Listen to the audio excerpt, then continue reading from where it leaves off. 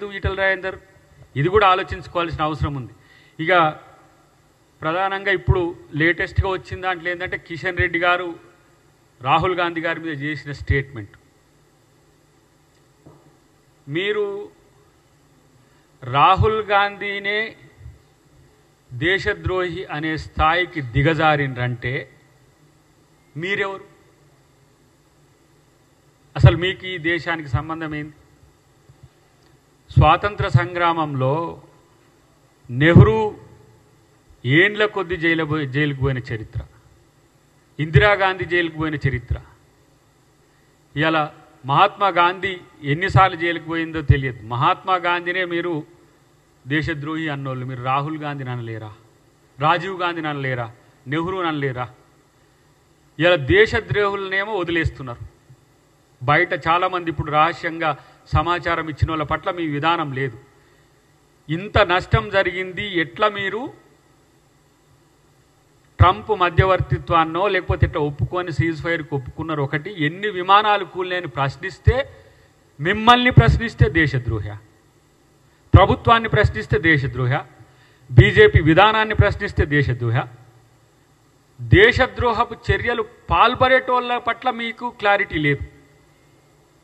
ఇలా సిగ్గుండాలి ఆ కుటుంబాన్ని దేశద్రోహుల కుటుంబం అంటానికి.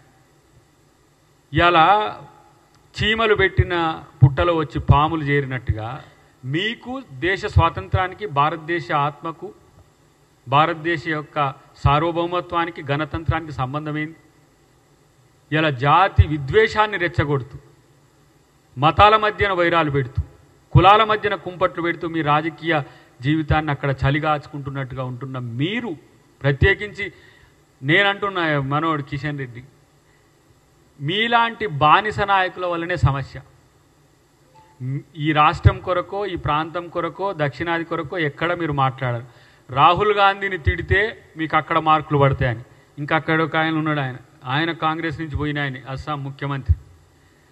ఇక ఆయన మాటలకైతే అసలు ఇక ఒక అదుపు ఉండదు, అడ్డు ఉండదు. మనం మాట్లాడితే మాత్రం అదొక పెద్ద సమస్య అవుతుంది. కాబట్టి ఇవాళ ఈ దేశం కొరకు ప్రాణాలు ఇచ్చిన కుటుంబం ఇవాళ గాంధీ కుటుంబం. ఇంకోటి అంటాడు వాడికి, గాంధీ వీళ్ళు ఎట్లా పెట్టుకుంటారు వీళ్ళు గాంధీ అని అంటారు. వానికి ఆ చరిత్ర కూడా తెలియదు.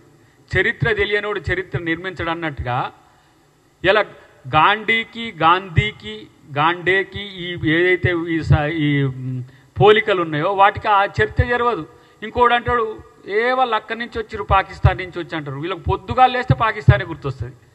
కాబట్టి ఇవాళ చైనా వార్ తర్వాత ఒక మానసిక క్షోభతో చనిపోయిన వ్యక్తి ఇవాళ నెహ్రూ గారు.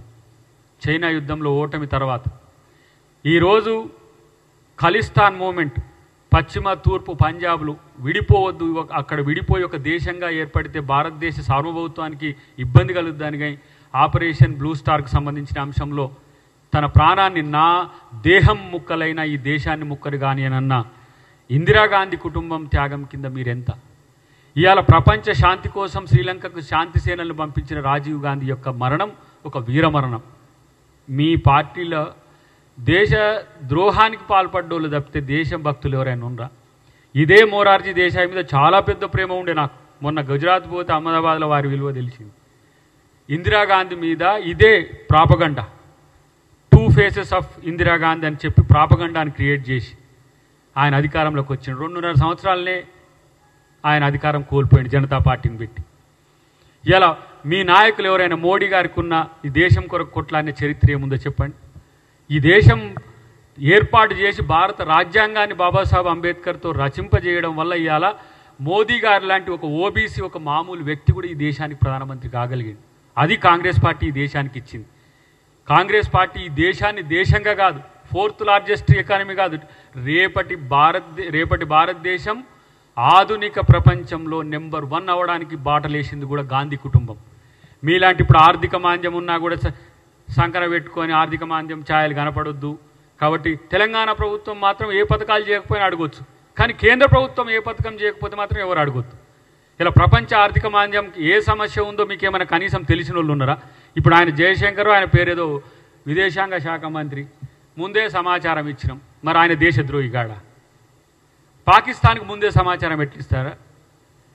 ఇలాంటి తలకాయ లేని చేతలు చేయడం, మళ్ళీ రాహుల్ గాంధీ మీద కామెంట్ చేయడం, మళ్ళీ కాంగ్రెస్ పార్టీ మీద చేయడం. ఇలా కాంగ్రెస్ పార్టీ మీద మీరు చేస్తున్న కామెంట్ చూస్తే థూ అనిపిస్తుంది. మిమ్మల్ని చూస్తే బూతు. మీరు మళ్ళీ పవిత్రం అని చెప్పుకుంటారు, సిగ్గు లజ్జ లేకుండా. కిషన్ రెడ్డి నడిపిస్తుండా సోషల్ మీడియా, మరి ఇంకెవరైనా నడిపిస్తుండో నాకు తెలియదు. చూస్తానికేమో నల్లికుట్టలాగా కనపడతావు, కానీ ఇలాంటి భాషనా ఇదా? సిగ్గు లజ్జ ఉందా ఆ భాషతో? ఎక్కడియో పెట్టిన వెనకటి గడ కట్ చేసి ఇటు కట్ చేసి అటు తీసుకొచ్చి నా మీద ట్రోల్ చేస్తారు, రాహుల్ గాంధీ మీద ట్రోల్ చేస్తారు, మా రేవంత్ రెడ్డి గారి మీద ట్రోల్ మీరు మీ బతుకంతా ట్రోల్స్ బతికేనా?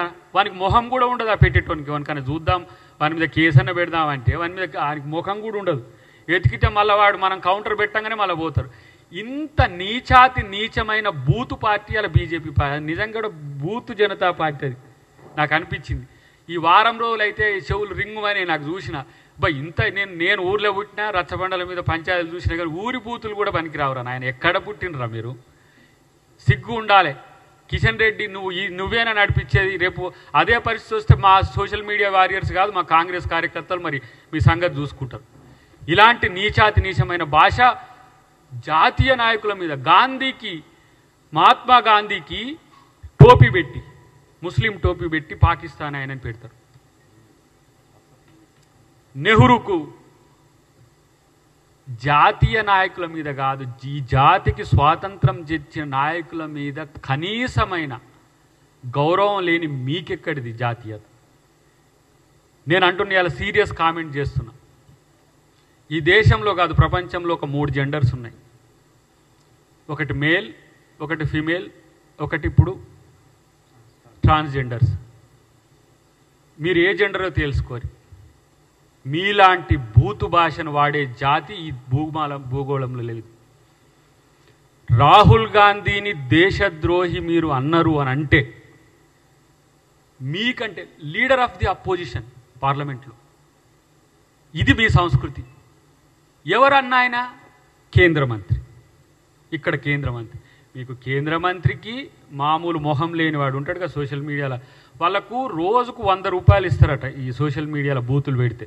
అచ్చ తెలుగు బూతులు పెట్టేటోళ్ళని పట్టుకున్నారు, ఒక 100 మందిలో 1000 మందిలో పట్టుకున్నట్టుంది.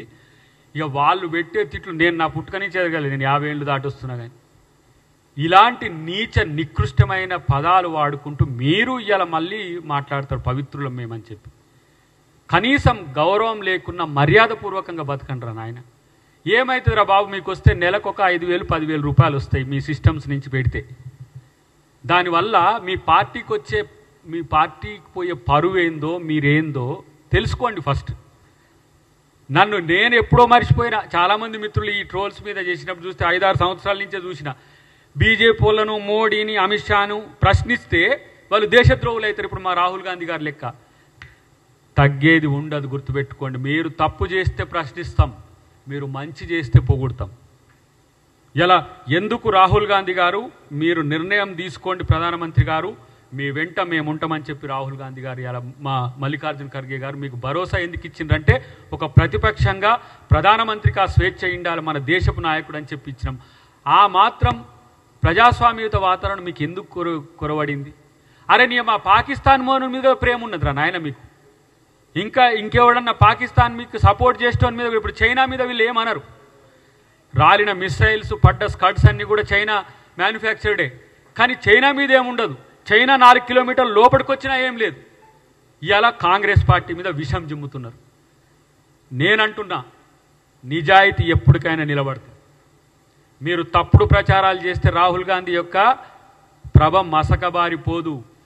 ఈ దేశం కొరకు సోనియా గాంధీ తన 2 చిన్న పిల్లల్ని, తన కండ్ల ముందే తన అత్త చనిపోతే, తన కండ్ల ముందే తన భర్త చనిపోతే, తనకు కూడా థ్రెట్ ఉంటే తన పిల్లల్ని కోడిగాక తన పిల్లల్ని చంకన దాదుకున్నట్టు దాదుకొని ఇలా మళ్ళీ దేశం కొరకు రాహుల్ గాంధీని, ప్రియాంక గాంధీని ఇచ్చిన చరిత్ర ఇలా గాంధీల కుటుంబం. మీరా గాంధీల కుటుంబం గురించి మాట్లాడేది? మీరా ఈ దేశ స్వాతంత్రం కొరకు కొట్టింది? ఏం చేసిండ్రు మీ నాయకులు? పోయి చూడండి. బ్రిటిష్ వాళ్ళ బూట్లు నాకిన వాళ్ళు. ఆ మధ్యన నేను అన్నదానికి బ్రిటిష్ వాడిని ఎదుర్కొన్నాం, బీజేపీ వాడిని ఎంత అన్నందుకు వాళ్ళకు తలకాయని వస్తుంది వీళ్ళకు. అమ్మో వచ్చిండు అని చెప్పేసి సన్నాసులారా మిమ్మల్ని కూడా ప్రేమించే గుణం ఆ కుటుంబానికి ఉంది, గాంధీల కుటుంబానికి. మేము కూడా మీరు ద్వేషించినా మేము ప్రేమిస్తాం. మీరు మొహాలు లేకున్నా, మీ మొహాలు గడపడకుంటున్నా కూడా మీ మీద ద్వేషం ఏం లేదురా సన్నాసులారా. ఇప్పటికైనా ప్రజాస్వామ్యయుతంగా స్పందించండి మిస్టర్ కిషన్ రెడ్డి గారు. ఎందుకంటే ఈజ్ ఆల్సో మై ఫ్రెండ్. మూమెంట్లో ఆయన చేసిన యాత్రలకు కూడా మేము పోయినాం.